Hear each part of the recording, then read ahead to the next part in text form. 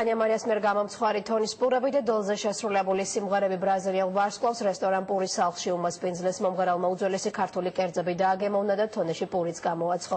განსაკუთრებული შთაბეჭდილება ვარსკვლავზე ქართულმა ხალხურმა სიმღერებმა მოახდინა. საზეიმო მიღების შემდეგ ტანია მარია დღეს უკვე ქართველი მსმენელისთვის ფილარმონიაში იმღერებს. ბრაზილიელი მომღერლის ვიზიტის პირველი დღე და მზადება კონცერტისთვის. ნახეთ ჩვენი რეპორტაჟი.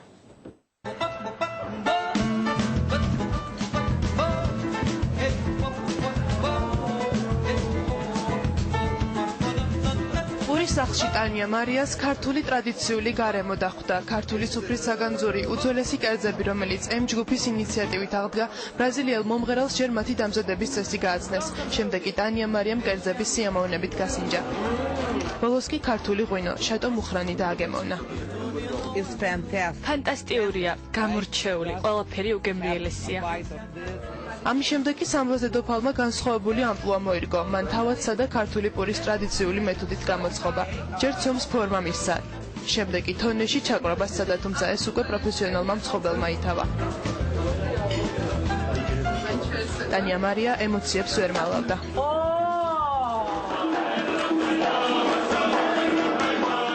ქართული სამზარეულოს გაცნობის შემდეგ ტანია მარიამ მასპინძლებთან ერთად უკვე სხვა გარემოში გადაინაცვლა და ქართული სიმღერა მოისმინა. მრავალფეროვანი ჰანგებით შთაგონებული მცირე სცენაზე ქართულ მუსიკოსებთან ერთად ავიდა და კონცერტამდე ერთი დღით ადრე პურის სახლში შეკრებულებს ორი კომპოზიცია აჩუქა.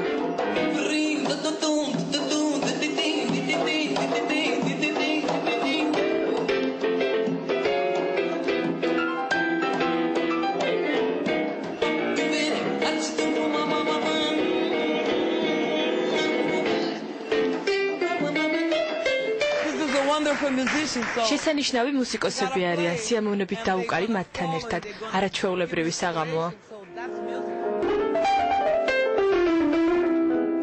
ჯაზის ლეგენდას მისივე კომპოზიცია განსხვავებული ინტერპრეტაციით დინი ვირსალაძე მიოძღვნა. მიხარია, რომ ეს ნაწარმოები შევასრულე ტანია მარიას წინაშე და როგორც შევატყვე, თვითონაც გაუხარდა.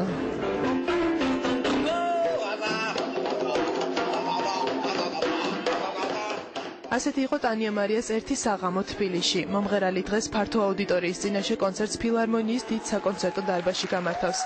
საღამოს სიურპრიზების გარეშე არ ჩაივლის.